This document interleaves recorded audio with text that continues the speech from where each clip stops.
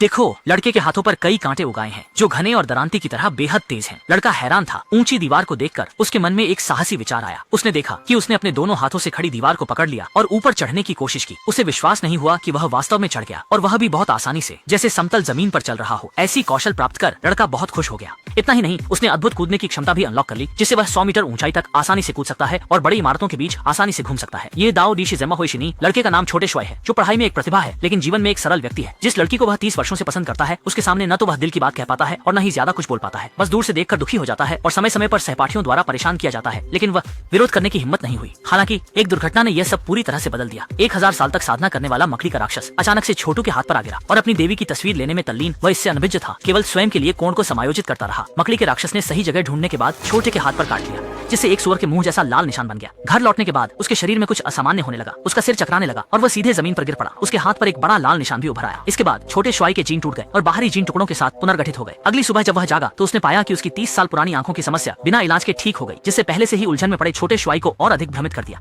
इतना ही नहीं, जो पहले दुबला पतला था वह रातों रात मांसपेशियों वाला बन गया और उसका मनोबल ऐसे बढ़ा जैसे उसे बहुत ऊर्जा मिल गई हो। 3-3 मंजिल एक कूद में पार कर गया, नाश्ता भी नहीं किया और स्कूल जाने की जल्दी में था। वह अब भी पहले की तरह दूसरों से अलग थलग महसूस करता रहा और बस के पीछे दौड़ता रहा, लेकिन इस बार उसने स्कूल बस की विज्ञापन की कागज को पकड़ लिया, जो किसी तरह भी नहीं छूटा, मानो चिपक गया हो। इस पर छोटे श्वाई के दिमाग में थोड़ी शंका उत्पन्न हुई।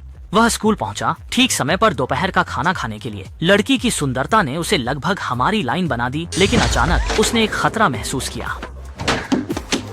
अरे बड़ा उलटफेर। इन सहज और प्रवाहमयी हरकतों ने तुरंत ही देवी जी को उनकी ओर आकर्षित कर दिया। छोटा श्वेई हालांकि बहुत खुश था, लेकिन अपनी ऐसी असामान्य क्षमता के कारण वह बहुत उलझन में था। फिर कांटा भी हाथ से चिपक गया। उसने उसे खींचने की कोशिश की, लेकिन सोच नहीं पाया कि उसने मकड़ी का जाल खींच लिया। छोटे श्वाई के लिए ये पूरी तरह से असमंजस था। उसने फिर से झटका मारने की कोशिश की, लेकिन निकली हुई जाल की रेशमी धागा वास्तव में खाने की थाली से चिपक गई। उसने जल्दी से चारों ओर देखा और देखा कि किसी ने नहीं देखा। वह जाल की रस्सी को वापस खींचने की कोशिश में था, लेकिन गलती से जोर से खींचने के कारण थाली स्कूल के गुंडे के सिर पर जा गिरी। जब छोटा श्वाई ने यह देखा तो वह चुपचाप खिसकने की कोशिश करने लगा, लेकिन नीचे रखा थाली उसे पूरी तरह धोखा दे गई। इस समय छोटा श्वाई में गुणात्मक परिवर्तन हो चुका था और उसके पास क्विकसिल्वर जैसी सुपर पावर थी। सभी क्रियाएं उसकी आंखों में 100 गुना धीमी लगने लगी। स्कूल के बुली के आने वाले मुक्के का सामना करते हुए छोटा श्वाई आसानी से निपट सकता था, क्योंकि उसकी दृष्टि से यह गति वास्तव में बहुत धीमी थी।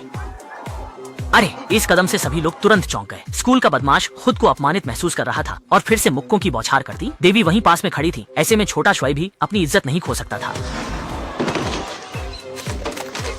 इस उलटफेर ने तुरंत ही देवी का ध्यान खींच लिया। स्वभाव से शर्मीली उसने तेजी से स्कूल से बाहर दौड़ लगाई और एक मोड़ में जा छुपी। दीवार पर मकड़ी के जाल को देखकर छोटे श्वाई ने तुरंत ही पूरी कहानी का अनुमान लगा लिया। इसके बाद आरंभ होता है पर्दे का दृश्य।